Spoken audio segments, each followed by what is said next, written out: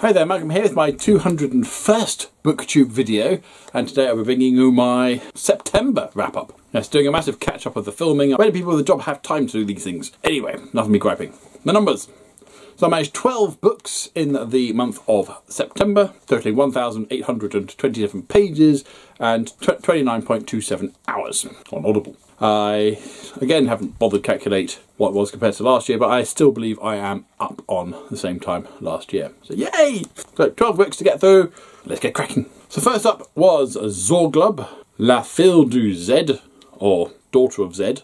As far as I can tell, Zorglub is a villain from another series featuring two detective-type characters who stop bad people, and Zorglub is one of the James Bond villain-style mad inventor-type characters who they thwart. And he's one of the recurring villains who becomes an anti-hero in his own right. You know, he's more misguided than actual villain. And by this point, he's, although not necessarily a good guy, he's no longer on he's not a numero one on anyone's hit list, sort of thing. Anyway, we follow his 16-year-old daughter, Zandra, who is just wanting a life of her own. She starts off coming out of the cinema with a boyfriend, and overprotective dad intervenes to hilarious consequences, and shortly afterwards the military turn up at Zorglub's house to capitulate on their investment in his latest weapons designs, and poor Zandra is caught up in the whole thing. That's all I can tell you without spoilers, but really a lot of fun this. Again, the artwork is colourful, bounces off the page, really clear. The banter between the characters is hilarious, and the slapstick in here is first rate as well. Yeah, a lot going on in this, and really enjoyed it. I gather there's more in this spin-off series, and having done a bit of research about the original series off of which it's based, I'm far more interested in what's going to go on with Zorglub and Zandra than in the two goody-goodies who stop such things going on. Obviously this is in French, and so I had to translate it using Google Translate. And again, the font style wasn't the easiest thing for Google Translate to pick up, but that's not the graphics novel's fault, it's the fact that I can't read French very well. So I'd like to think I'm getting a little bit better with practice, but how much practice one gets using Google Translate, I don't know. Probably not very much. Anyway, there's that one. Really good. Next, I listened to A Plan for Chaos by John Wyndham. This was on Audible, read by whatever it says there. A guy is betrothed to his cousin, as you do, and a woman who very, very, very closely matches the description of his betrothed is found dead, but isn't her. And then another woman, also uncannily similar, turns up dead. And then the third, and what the hell's going on? So he starts an investigation. He goes down a rabbit hole of what the hell's going on. There's something really weird going on here, and the plot unfolds from there. I can't give away too much more without spoilers. This really was a story of two halves. The first half, which really was more like the first quarter even, was the mystery of him investigating. He's a journalist. I think he's a photographer for a newspaper by trade. And so he's investigating this kind of on his own steam, because he thinks there's a story involved anyway, which would be quite good. But as these women look so much like his betrothed, he's a little bit concerned anyway. And I really enjoyed that aspect of the story. I think I twigged pretty early on what was going on, particularly when somebody who looks like him turns out to be the murderer. Wasn't him. Both him and his cousin are eventually captured, and we see how far the rabbit hole goes, as it were, and that's the remaining of the story, which I felt dragged a bit, because we got to a point where you think, okay, we can now wrap up, and we're still only halfway through the book. I was like, well, what else is there to do? Why have I got all these hours left of the story where we're already here? And yeah, it did feel like filler. There was a whole lot of not really much happening. There was a little bit of intrigue as one faction against another faction, but it kind of lost me, really. And by the end, the ending, it was all right. It was a thing that happened. I'm not even sure if I remember it particularly well. It tells you a lot about it. I was just glad it was over. I didn't hate it. I just felt that the intrigue and the interest that the first quarter had was just lost by the end of the story. It's just like, I don't care anymore. It should have been a much shorter story. It would have been a much tighter story had it been so. And just to stick with that particular thing, maybe not even give away too much about the why, just the what, would have been fine. But anyway, it's worth listening to. Certainly not one of his best. And next up, I then read, with the use of Google Translate, Inifix, or dogmatics, pas de quartier pour le Latin, loosely translated as no quarter for Latin, meaning that we are not going to give way to the Roman occupiers. Dogmatics, for those who know, comes from the Asterix comics, and there was a spin-off show, apparently, on French TV featuring Les Irreductibles, which is this band of dogs with a cat and a pigeon, of all things, and they go on various adventures, really, in the town or city of Lutetia. And like with the Asterix books, you get the little who's who of all the main characters at the beginning. And basically this is a collection of 3 episodes or 3 stories of our gang as they go through various different adventures. The first one, there's a historical ball. It gets taken by the Romans and they have to go and retrieve it. The second one, there's something in the water that gives everyone hiccups, so they've got to find out what's going on there. And in the third one, Just for Kicks turns up. He was in Asterix and the Normans. He's the nephew of Chief Vital Statistics, and he's got a song that he's singing about freedom and down with the oppressors, and of course he gets himself into a bit of hot water. And the art style is very much in the way of the original Asterix books, and there's even a couple of cameos. Here's Chief Vital Statistics and his wife Impedimenta, clearly in Lutetia visiting her brother. Homeopathics, I believe his name is. Yeah, they're okay. They're pretty standard stories, certainly aimed for the younger audience. But I would say that Google Translate is a bit naughty because, again, it does struggle with the font, and sometimes it guesses a word and it comes out with a swear word. It's like, well, they're clearly not saying that. Try again, you re-angle the camera so then it's actually, if they're saying this, not what it thinks it is. Yeah, just do be wary with Google Translate. It sometimes jumps to the completely wrong conclusion. But again, that's not the book's fault. Now, a big complaint really is there's no explanation as to why Dogmatics is in Lutetia, because he's very much, Obelix is a dog. He's happy living in the Gaulish village. Why is he here? Is this before he gets found? I don't know. There's no explanation as to why. I don't know if it's explained in the TV series. Yeah, worth reading. And I'm a sucker for anything Dogmatics. So after that, I then read or listened to The Outward Urge by John Wyndham. And I believe this is the final John Wyndham story on Audible that I could listen to. I finally got through the main body of his work. So Outward Urge. This is another one I've not read before, and it's a series of generational short stories where we follow members of a family who each generation is basically pushing humanity further and further out into space. So the first one, I think, is involved in the construction of the first space station, and then we get to the moon and Mars and Venus and then the asteroid belt. You know, each one's getting a little bit further out, and it's their story basically of what happens, day in the life of almost, or some critical thing that happens in that step, as it were. So there's no overarching plot really, because each time we jump, you know, sometimes multiple generations. It was all right. I found it a little bit disjointed because of the way it was done.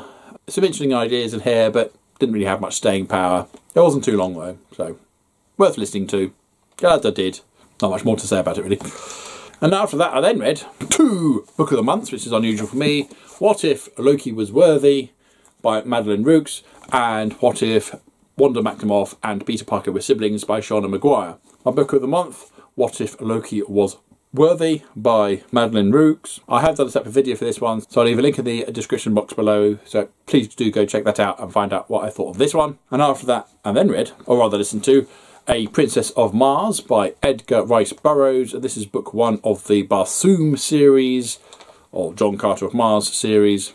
Yeah, don't really know much about this one. I did go to the cinema to watch this when it was out at the cinema. I know it didn't do too well. We sat down and we had the trailers, and then the machine died. And we all got a refund, and that was the end of that. So that was a coincidence I ever got to watching it. Now I got to listen to it.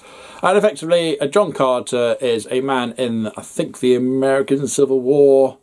He's a soldier of fortune who is being chased by some Native Americans, hides in a cave, passes out, and is incorporeally transmitted to Mars somehow, and he wakes in a naked body that is also his, but I'm not quite sure how that worked. Yeah, there's not much in the description of the how, or why this happens, but it's happened, and he then has some adventures on Mars. Now, for the most part, it does play out like a standard man on planet discovers things and gets in adventures and happens to be the sole person who can do the thing. But it's also refreshing because actually, despite how old this story is, it's still very relevant and it doesn't feel dated. And because he's a man from the period of time he's from, his natural attitudes and perhaps ways of referring to people, although are dated, are in time with his own attitudes. So it didn't feel dated for that reason. And there wasn't much it calls for that either. I think the way he refers to the Native Americans back when he's on Earth are how Americans would have referred to the Native Americans at the time. But apart from that, yeah, I think it's aged really, really well. A lot of nudity, big on the nudity. I know one wears clothes anywhere, so I know from the trailers I saw of John Carter of Mars that people did wear some sort of clothing, so that's completely inaccurate already. But that would be a very different film, wouldn't it? And like a lot of these things, the titular Princess of Mars is a pretty standard damsel in distress that he's rescuing. She has very little agency of her own. I mean, she's a decent character, but I think she has a little bit more agency than many female characters in similar stories, even certainly stories that came even much later than this, but still very limited in her role, despite being the titular character of the book. But I really enjoyed it. I enjoyed the way it played out, and it was also refreshing that we had a human with superhuman abilities, because he grew up on a planet with much tougher atmosphere, with a much stronger gravitational field. And so compared to the locals, he can jump, run and fight a lot tougher and faster and harder than they can. He's not quite like Superman on Mars, but you know, how many times do we have a story where poor humans are the weaklings amongst all the alien beings? This time he's the superior being. So that's quite a nice refreshing thing. Yeah, worth buying.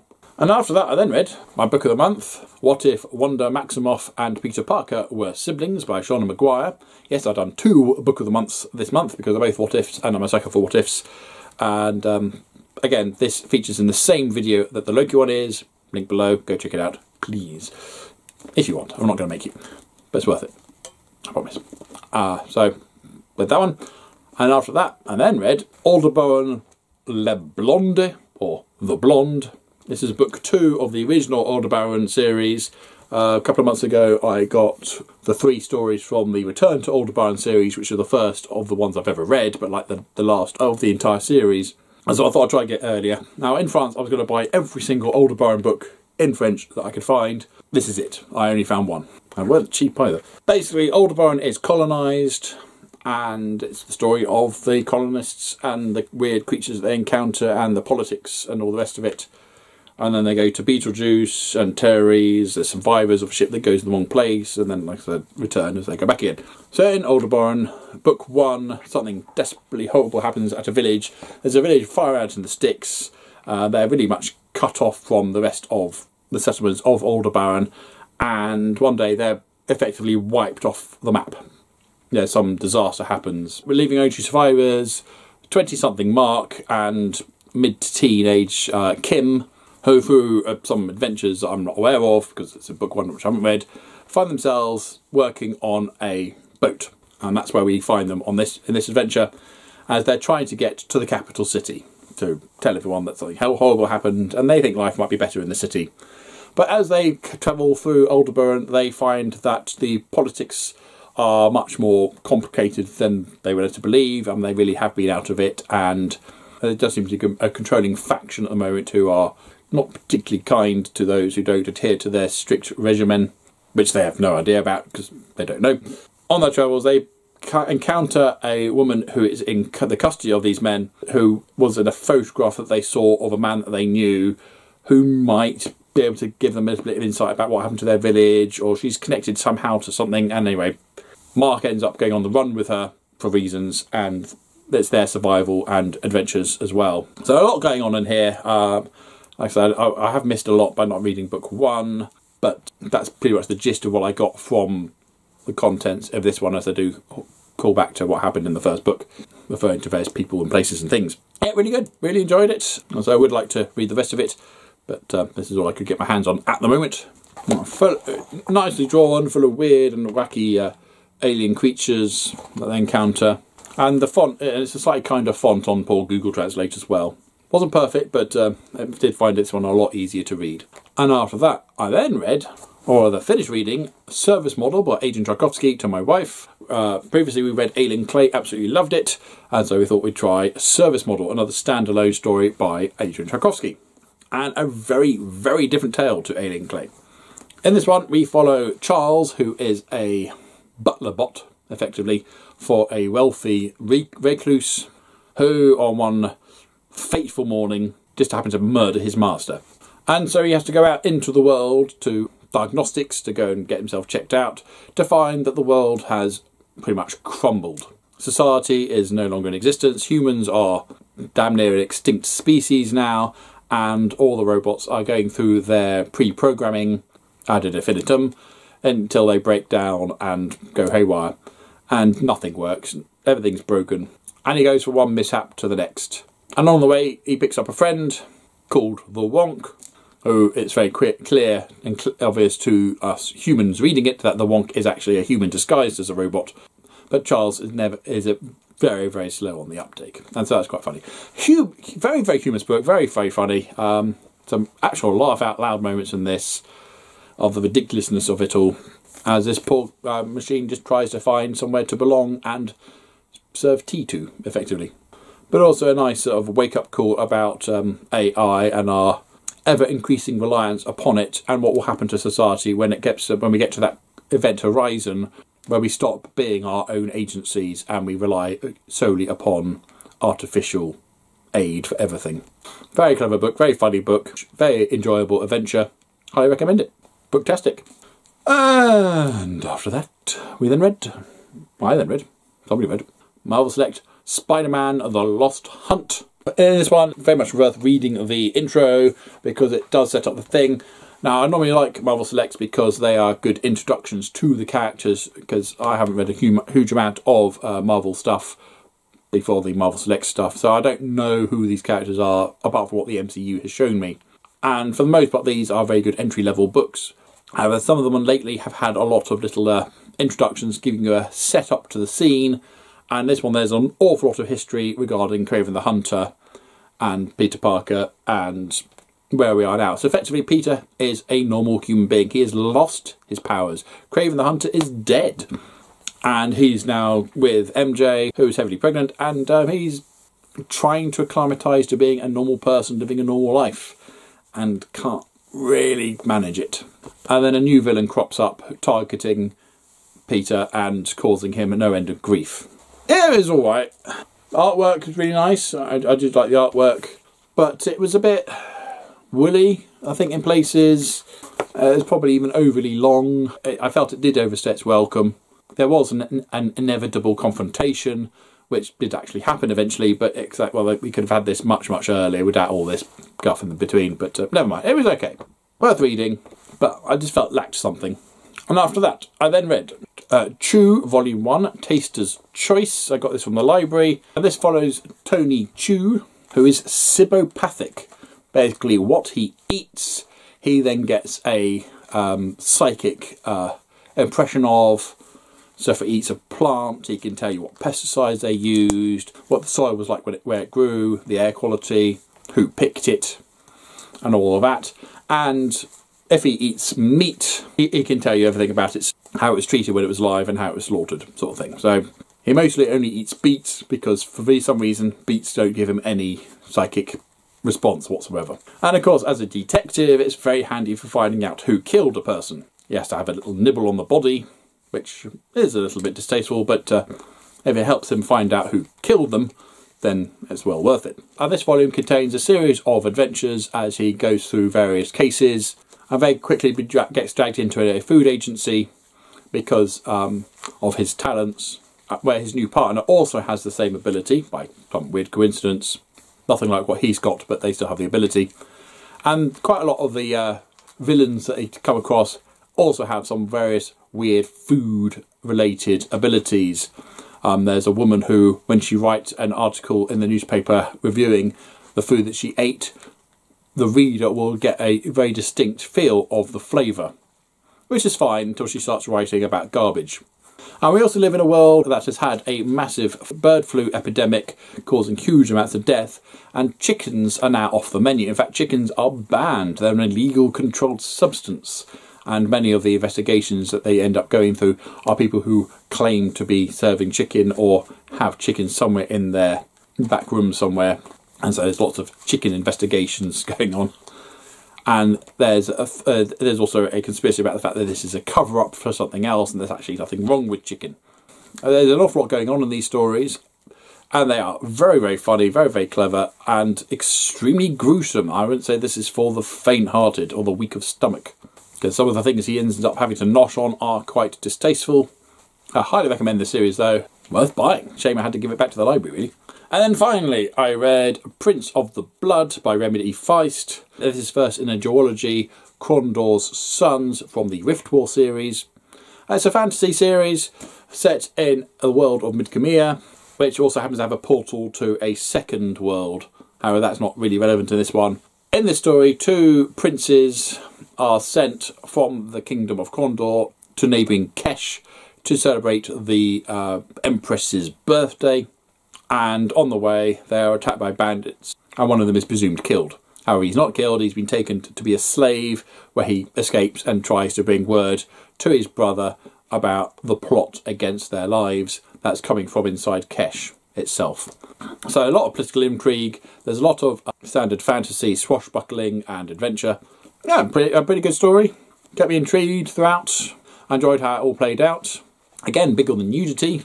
And I could tell he's learnt from his Empire series with Janny Wurts that his portrayal of female characters is a little bit better than it was with his original Rift War cycle. But still, I think the lack of having Janny Wurts filling in for the giving him help with the female characters really was noticeable, because they weren't nearly as well developed or characterised as people as they were in the Empire cycle. But still, I enjoyed the story. It was good. Worth buying. And there we go. That was all of my reading in September. And so I'm not doing a TBR for October because, where are we? The 12th of October now, and I'm still working my way through the book of the month. So that TBR's gone out the window, hasn't it? Well, I hope you enjoyed that. Tough if you haven't. Thanks for sticking with me if you got this far. Like, subscribe if you wish. I'm not going to make you, but it'd be nice. And yeah, share with me your readings that you've done over the last couple of months. If you are a booktuber and you also have a job and you find it difficult to find time to do the filming and the editing while real life goes on as well, do share your how you manage that, because I need help. I've just filmed 4 videos back to back and I've got to sit down and edit all this wonderful stuff. And soon! When am I going to do it? I've got a nephew's birthday party to go to later. But there we go. Yeah, so comments, likes, what did you like, what didn't you like? What were you interested in? What didn't interest you? Yeah, it's all valid stuff. But if you can't be nice, then keep it yourself. Thank you, and until next time, see you later.